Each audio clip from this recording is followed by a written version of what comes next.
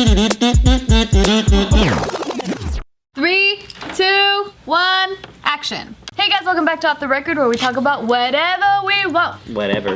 How was Nikki as a host? We're gonna. She was so good. I watched her videos. She did really well. Nikki was really good. She did. She was like affirmative, and she was like, "Be quiet. This is the facts." And I was like, I saw the first one. I didn't see the other ones, but she did so good. I was like, dang it, girl, don't take my job.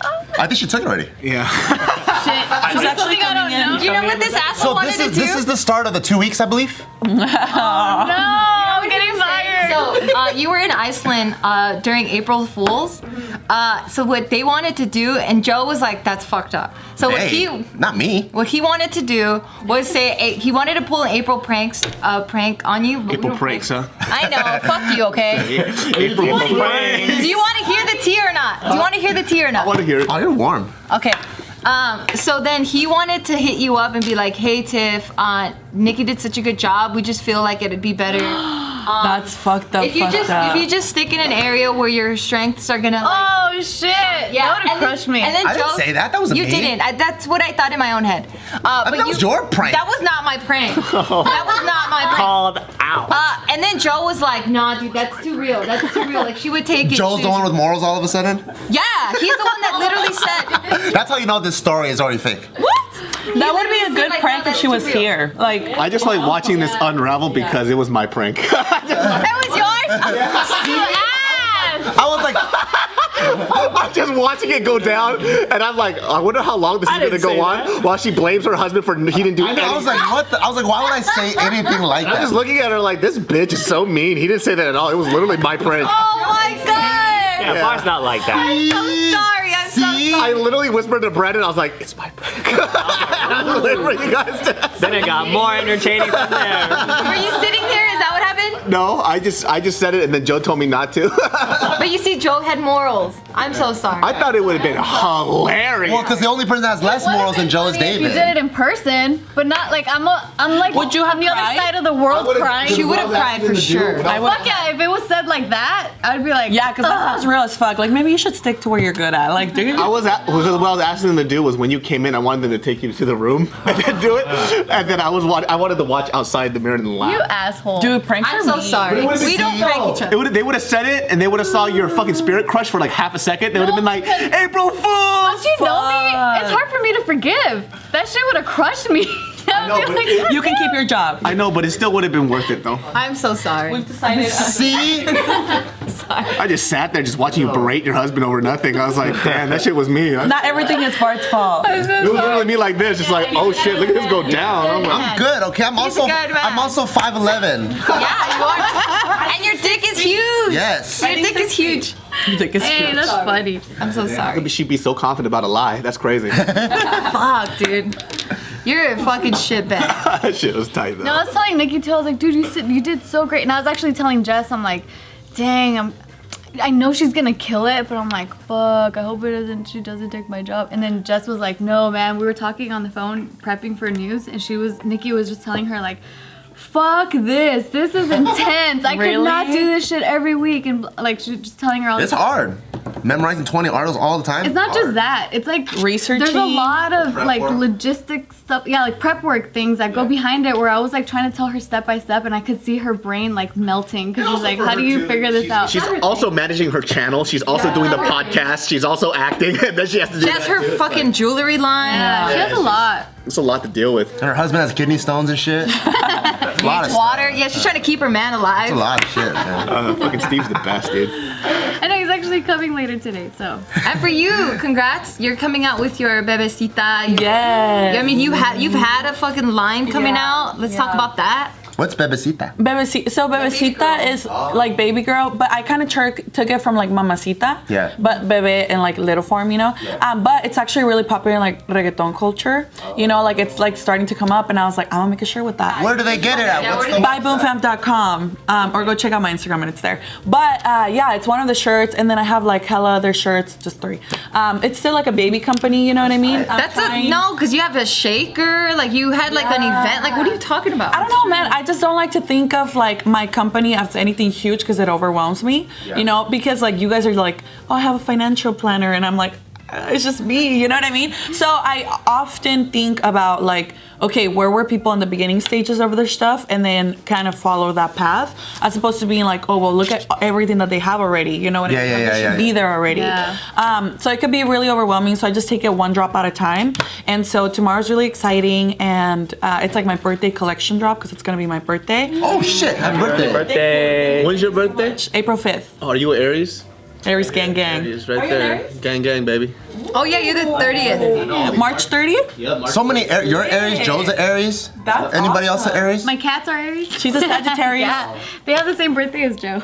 That's cute. Both of them? Yeah, both. Because they're from the same litter. How cute. And Joe. Joe's from that letter Joe is too. also from the same letter. He's the run. He's the run. Yeah, but I mean, that's happening, and it's like super exciting, to say the least. You know, I feel like prepping for it has been like on overdrive, because I'm working, and then once it happens, I can like relax for 2 weeks, but my brain just never shuts off. You know what I mean? I'm still working in my You're brain. gonna work on the next launch now. Yeah, I always think like that. Yeah. So yeah, it's really exciting. Clothing is like the hardest thing I've ever done in my life. It is, but it's, I feel like how you were saying earlier in another episode about how like when people wear your logo, it feels really awesome. You know, I feel the same. Like when somebody fucks with what you created, you feel like, oh, that's dope. Like you guys see what I see, and it's awesome that you guys support it, you know? It's awesome, but then later on when you start getting a fucking headache, you're like, fuck, maybe I should stop this shit. No, wait, has it ever gotten to the point where like the outcome isn't worth the work for you? With clothing. Yeah. So Really? There's been a few moments. There's also times where There's been a few moments. there's also projects that you're fucking passionate about, and you're like, I love this shit. I can't stop thinking about it. I'm so excited. It's gonna get launched. It launches and it tanks, and you're like, why? What the fuck? Yeah, and like it's hard not to take it personal. Yeah. that part, it's like, when it comes to like logistical stuff like that, and you're dependent on a certain amount of money to pay the bills, to pay people's salaries and stuff, and you get hit with that, that's hard. But to me, that's just part of the business, right? Like, if you're gonna be a fighter and get punched in the face a couple times, so you know that's gonna happen. The part that really wears me out, and so I think a lot of people, when they first start in business, they always see big business and they want to grow it bigger and bigger and bigger. Right. But in order to grow it bigger and bigger, you need more people, and that's where the most of the drama, in my opinion, comes in. Because now you got to deal with people, you got to become babysitters. Like people, they get sick.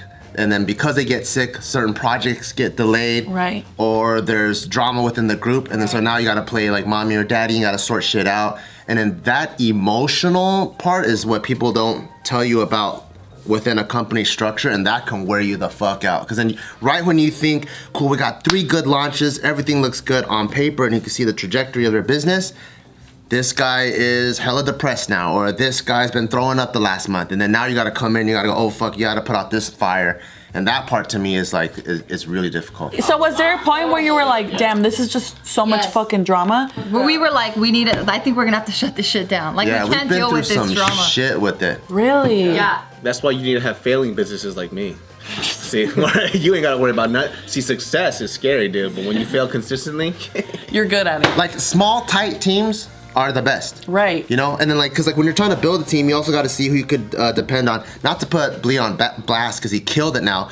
But for like the past 2 years when he was dealing with Graves' disease, Yeah, it was hard. not only does he have to deal with it, as a business owner, you have to deal with it. Cause you're like, oh wait. yeah, you're a stupid disease, dude. I fucked everything I'm up. like, why is Bleed dropping the ball on all these edits, on all these uploads? Do I gotta spend more money and hire someone else? So now that emotional thing becomes an actual financial thing, and then you have, and then you. I like how you go, not to put you on blast, but I'm about to put No, you because on he blast. killed it. But I'm just trying to be real with the Nah, business. B-Choi's tight. I got a raise this year now. So he got a raise because he killed it, right? So he turned around, which is awesome.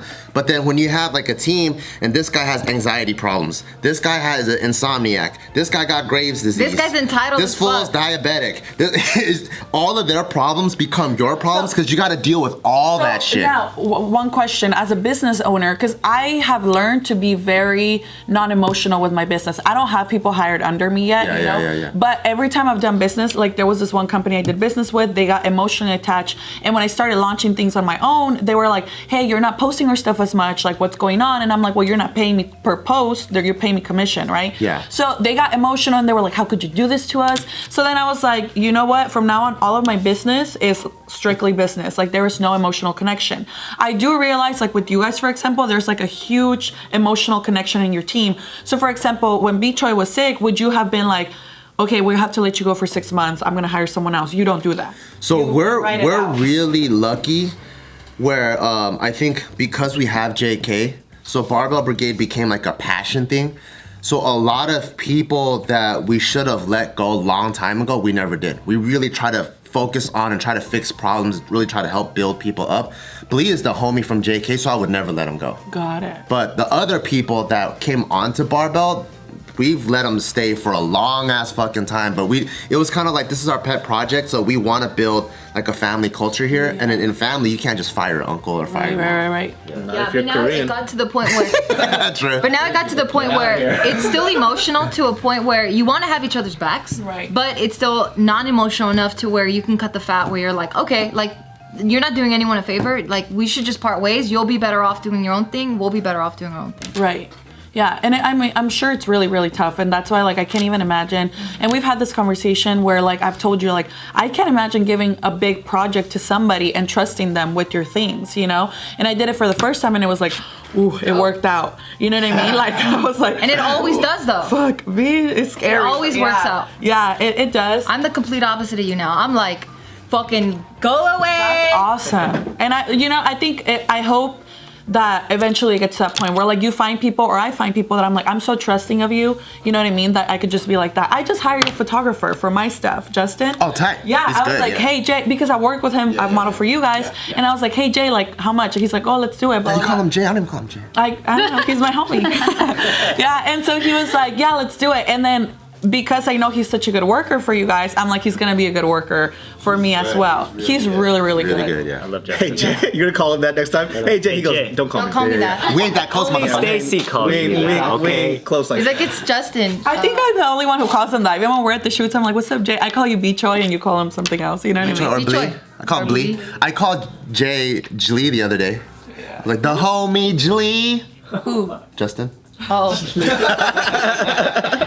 So So ugly. are you taking medication for your thing on a daily, or is Yeah, so I just got my 9-month blood test back, and we're going good. So he said I'm gonna up the dosage. I'll be taking, instead of 2 pills a day, 4 pills a day. Wait, why is it that way? Yeah. It shouldn't be the other way? they trying to Because he said eliminate it? it's working. He said in the beginning you don't want to like change your body that dramatically. So it has to be a slow process. Oh. Yeah. So I've been taking it 1 pill or 2 pills a day for 9 months now. And he sees that it's gradually doing it, and my dope. rest of my blood tests came out normal. So he said, all right. So shouldn't he just keep you at 2? He said let's up the dosage to try to reduce it faster, because it seems like your body is able to take the medication. Oh, So it's I almost see, I like see, it I might be see. curable or something. Yeah. So he said like if So it's you have what? Is it called? Is it hyperthyroidism? hyperthyroidism Okay, yeah. caused by Graves' disease. It's the opposite of what you have, David. Okay, exactly. Yo, I wish I had hyperthyroidism. That's what dude. everybody's been telling me, man. They're like, I wish I had hyperthyroidism. Well, not minus all the side. So one of my friends from high school, he had hyperthyroidism. His dad actually has it too, but then he, I guess, like through the medication, it's gone now. But that fool, we were playing ball. We play ball almost every fucking day during the summer.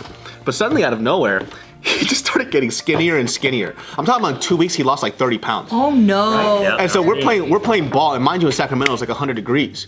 And you know, he's playing. He goes, "Hey man, this is like during like I think we're playing horse." He goes, "Yo, I'm gonna take a nap real quick." And I looked at him. I was like, "Hey, go to the hospital." He goes, "Nah, I'm good, man. I'm good." I was like, "You need to go to the You lost like 30 pounds, and that's not normal." He goes, "I'll be fine." This fool, we're playing ball for like another hour. He still doesn't come outside. Oh no. And so finally, I guess. For some reason, it didn't click in his dad's head because his dad had a hyperthyroidism. It didn't click in his head that his son might have it too. Oh, he's like, we just have high metabolism. Yeah, but we that lose 30 fool- pounds in a day. He was so skinny, dude. Like, there's pictures of him because we took photos back, but he just had like those. What the fuck? Why'd you say it like that? Like, the fucking, photos didn't exist. The fucking thing. The Polaroids? Polaroid shit. The Kodak shit. You know. Polaroid. Yeah, so we had like those like old like Kodak fucking photos of it. Yeah. It has his fucking shirt. It's like this wide, but it's just a normal t-shirt because its neck is so fucking thin. Damn. It's unreal, dude. And you have no energy, right? Yeah, it's true. You're just fucking weak, sleepy all the fucking time. Yep. Unreal. Jealous, dude. I was so fat back then, dude. No, that's what my doctor told me. The hardest part about Graves' disease is that most people think they don't have it. They think it's just anxiety, or they think it's just a stressful month. So I just lost some weight and I couldn't eat and I got insomnia. They got the other version of it, was slow thyroidism, when you get hella Hypo? fat. Hypothyroid. People is like you eat a meal, you gain like 2 pounds. Me, dude. I've had hypothyroidism. my No, whole but life. do you really? No, I just eat a lot. He just eats bad. He just eats bad. Because I have like someone in my family.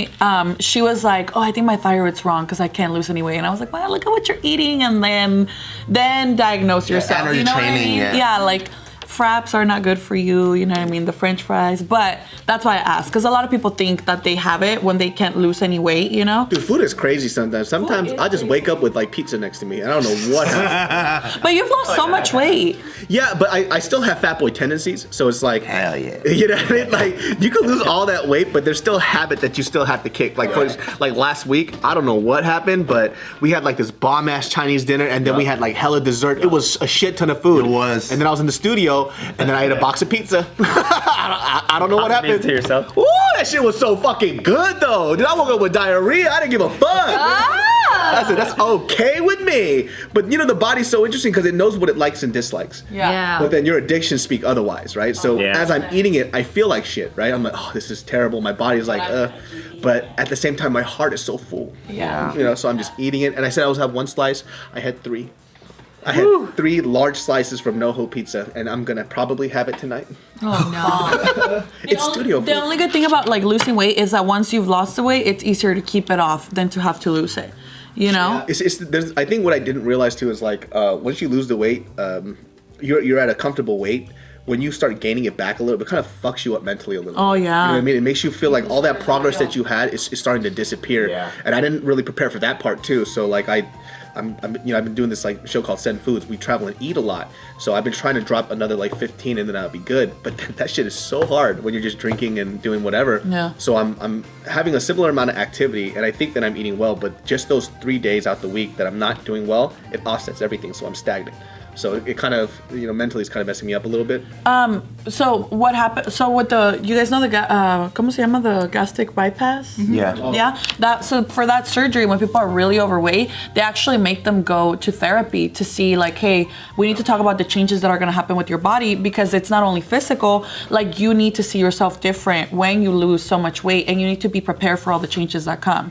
And I think a lot of times when people just lose weight naturally, they're not prepared for all of that, you know? That gastric bypass stuff is so wild too, because Yeah, dude, it is. some people are so big that they have to lose like 60 or 70 pounds to even get the surgery. But in my mind, it's like, dude, you did the work. You lost 60 to 70 pounds. You could keep going this way, you know, but they still... It gets harder the closer you get to your Right, goal. but I think when you're so big, like you for sure can lose weight. And what I've also seen, because I think a lot of, and like I don't want to offend anyone by saying this, but I think a lot of times overweightness comes with like mental health issues. Oh, Not all the 1,000%. time, not all the time, but it does tend to happen because I know people. I used to be a personal trainer, so I've worked with people who had the lap band, and literally after they've had it for a year, they eat around it. You know, because they kind of cut your stomach or they put like something to tie it around. So they're literally like, let's say if we're eating a full meal, they'll eat a little bit, wait 5 minutes, eat a little bit more, wait 5 minutes, and then finish the meal. And Just to make them feel good? yeah, like just to keep eating the food. And it's like, if you're not mentally prepared to restrain yourself from eating the food, then getting the lap band or getting that surgery, Yeah. right. It's for sure. It's not even. You're not gonna offend anybody by saying that. If you're out there and you think that it's not a mental issue that you have in terms of like you're dealing with something here, then you're fucking lying to yourself. It's all here.